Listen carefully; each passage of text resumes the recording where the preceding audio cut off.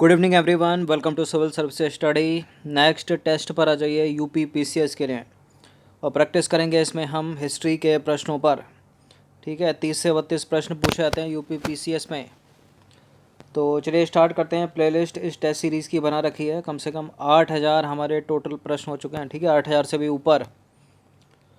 तो question number 1 है, किस मुग़ल बादशाह को जिंदा पीर कहा जाता था? बताइए। अकबर को, औरंगजेब को, शाहजहाँ को या जहांगीर को? किसको कहा जाता था जिंदा पीर? औरंगजेब को। ठीक है, ऑप्शन नंबर बी है इसका आंसर। तो औरंगजेब अपने खर्चे के लिए जो है कुरान की आयतें लिखता और टोपी सिलता था। इन्हीं के कारण उसे जिंदा पीर कहा जाता था। और मुग़ल शासकों में अकबर को जितनी उदारता के लिए याद किया जाता है, औरंगजेब को उतनी ही कट्टरता के लिए याद किया जाता है। ठीक है, मुसलमान उसे जिंदा पीर के रूप में मानते थे। क्वेश्चन नंबर 2 पर आ जाइए। औरंगजेब ने किसको साहिबाद उज जमानी की उपाधि प्रदान की थी? किसको प्रदान की थी औरंगजेब ने साहिबाद उज जमानी की उपाधि? जहां आरा को। ठीक है, देखिए, जहां आरा सम्राट शाहजहां की पुत्री थी। वह मुग़ल सम्राट औरंगजेब की बड़ी बहन भी थी और औरंगजेब ने जहां आरा को साहिबाद उज जमानी की उपाधि प्रदान की थी। क्वेश्चन नंबर 3 पर आ जाइए। किस बादशाह के शासनकाल में मुग़ल सेना में सर्वाधिक हिंदू सेनापति थे? ये प्रश्न इम्पोर्टेंट है। सर्वाधिक हिंदू सेनापति किस मुग़ल सेना सर्वाधिक हिंदू सेनापति जो थे किसके शासनकाल में मुग़ल सेना में थे? किस बादशाह के शासनकाल में? हुमायूं नहीं है इसका उत्तर। इसका उत्तर अकबर भी नहीं है। जहांगीर या औरंगजेब? बताइए। औरंगजेब के शासनकाल में। तो औरंगजेब के शासनकाल के दौरान मुग़ल सेना में जो है सर्वाधिक हिंदू सेनापति थे। उसके काल में कुल सेनापतियों में 33% हिंदू थे, जिसमें मराठों की संख्या लगभग 50% थी। ठीक है, देखिए, औरंगजेब के समय जो है हिंदू मनसबदारों की संख्या 337 थी। क्वेश्चन नंबर 4 पर आ जाइए। मुग़ल शहजादा जिसने श्रीनगर गढ़वाल में आश्रय लिया कौन था? कौन था श्रीनगर गढ़वाल में आश्रय लेने वाला? बताइए। सुलेमान सिको। दारा शिकोह के पुत्र शहजादे सुलेमान सिकोह ने श्रीनगर गढ़वाल के शासक पृथ्वी सिंह के यहाँ शरण ली। ठीक है, किंतु उसके उत्तराधिकारी मेदिनी राय ने उसे औरंगजेब को सौंप दिया। देखिए, सुलेमान सिकोह को ग्वालियर के किले में बंद कर दिया गया और वहाँ उसकी अफीम खिलाकर हत्या कर दी गई। 5वां प्रश्न है, धर्मट का युद्ध निम्नलिखित में से किसके बीच लड़ा गया? धर्मट का युद्ध लड़ा गया था औरंगजेब और दारा शिकोह के बीच में। सी हो जाएगा इसका आंसर। तो 15 अप्रैल 1658 को औरंगजेब तथा दारा शिकोह के मध्य, ठीक है, मध्य प्रदेश के उज्जैन के निकट धर्मट नामक स्थान पर युद्ध हुआ था। इस युद्ध में जोधपुर के राजा जसवंत सिंह ने दारा शिकोह की तरफ से तथा मुराद ने औरंगजेब की तरफ से भाग लिया था। क्वेश्चन नंबर 6 पर आ जाइए। औरंगजेब के किस पुत्र ने विद्रोह करके राजपूतों के विरुद्ध अपने पिता की स्थिति दुर्बल कर दी थी? बताइए, कौन था वो औरंगजेब का पुत्र? अकबर था। ठीक है, मोहम्मद अकबर। तो औरंगजेब के पुत्र मोहम्मद अकबर ने 1681 में विद्रोह करके राजपूतों के विरुद्ध अपने पिता की स्थिति दुर्बल कर दी और अकबर राजपूतों के विरुद्ध लड़े जाने वाले युद्ध से निराश हो गया था और उसे अपने पिता की धर्मांधता की नीति की सफलता में विश्वास नहीं था तथा विचार उसे जो है उदार था वो। क्वेश्चन नंबर 7 पर आ जाइए। मध्यकालीन भारत में मनसबदारी प्रथा लागू होने का कारण था क्या? सेना में भर्ती की जा सके इसलिए, राजस्व संग्रह किया जा सके इसलिए, धार्मिक सामंजस्य सुनिश्चित हो या साफ सुथरा प्रशासन लागू हो सके। मनसबदारी प्रथा, साफ सुथरा प्रशासन लागू हो सके। ठीक है, डी। तो मनसबदारी व्यवस्था का प्रारंभ जो है मुग़ल सम्राट अकबर ने किया था। ठीक है, मोहम्मद अकबर। इस व्यवस्था को लागू करने का उद्देश्य एक साफ सुथरा प्रशासन को लागू करना था। क्वेश्चन नंबर 8 पर आ जाइए। मुग़ल प्रशासन में मुहत्सिब था, क्या था? सेना का अधिकारी था, विदेश विभाग का मुखिया था, लोक आचरण अधिकारी था या पत्र व्यवहार विभाग का अधिकारी था? कौन था? जन आचरण का अधिकारी था। ठीक है, यानी लोक आचरण का अधिकारी था मुहत्सिब। तो मुग़ल प्रशासन में मुहत्सिब जन आचरण के निरीक्षण विभाग का प्रधान था।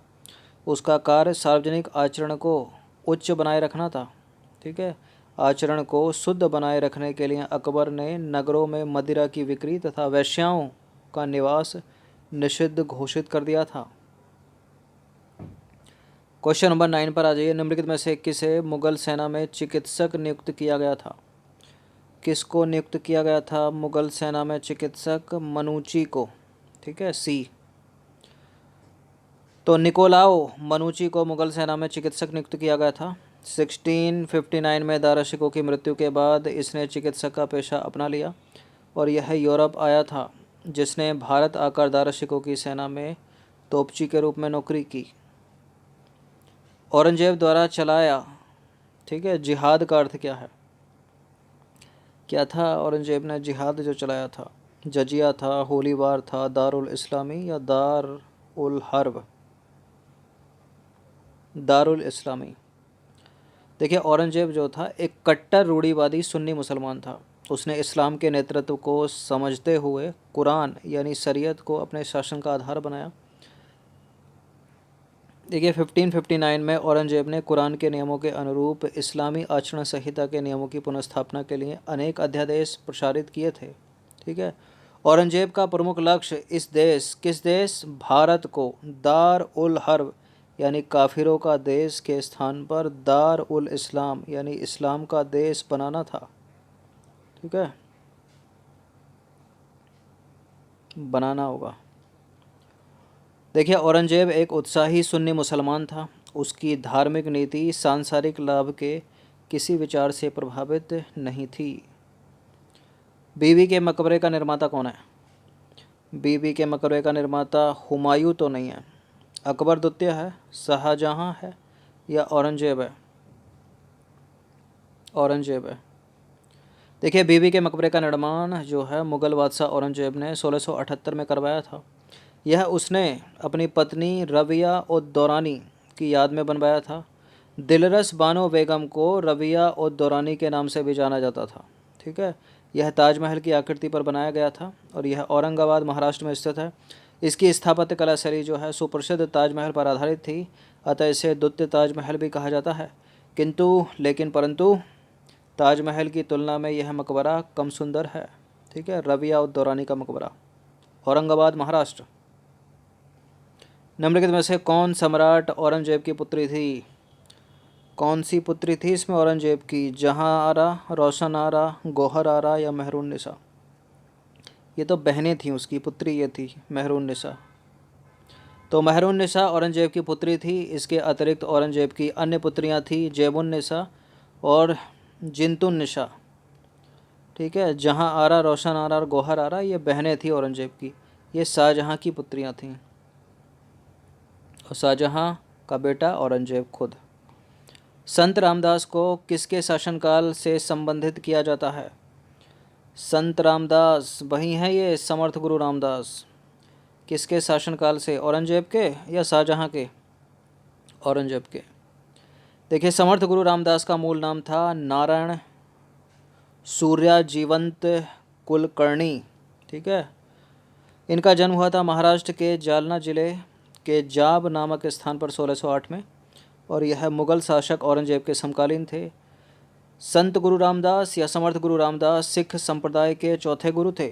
ठीक है, और अकबर के समकालीन थे। प्रश्न क्रमांक संख्या 14 पर आ जाइए।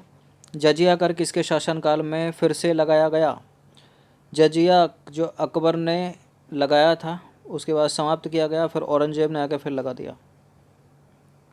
तो जजिया कर इस्लामिक राष्ट्र में रहने वाले गैर मुसलमानों से लिया जाता था, याद रखिएगा। ठीक है, गैर मुसलमानों से लिया जाने वाला कर था ये। भारत में दिल्ली सल्तनत के सुल्तानों द्वारा गैर मुसलमानों पर जजिया कर लगाया जाता था। क्वेश्चन नंबर 15 पर आ जाइए। 15वां प्रश्न अंतिम प्रश्न है। मुगल शासन में मीर बख्शी का कर्तव्य क्या था?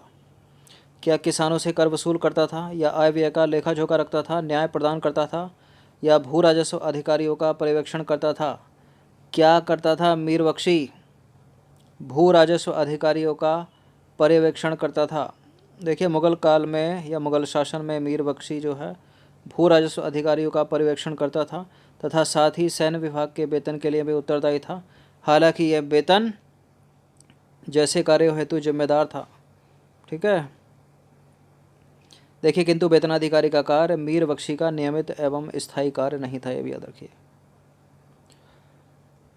कुछ अगर तीव्र गति से जो स्टेटमेंट पढ़ते हैं कुछ समझ नहीं आती, रह जाती, तो उसको पॉज मार के अब दोबारा से पढ़ लिया कीजिए। ठीक है, तो 15 प्रश्न थे ये मध्यकालीन भारतीय इतिहास की। इनकी प्रैक्टिस आपको एक बार करनी है, एक बार पढ़ने के बाद। ठीक है, 8000 प्लस टेस्ट हो गए हैं, मतलब क्वेश्चन हो गए हैं। ठीक है, और ये 588 87 जो भी था, इसकी प्रैक्टिस कर लीजिएगा। धन्यवाद।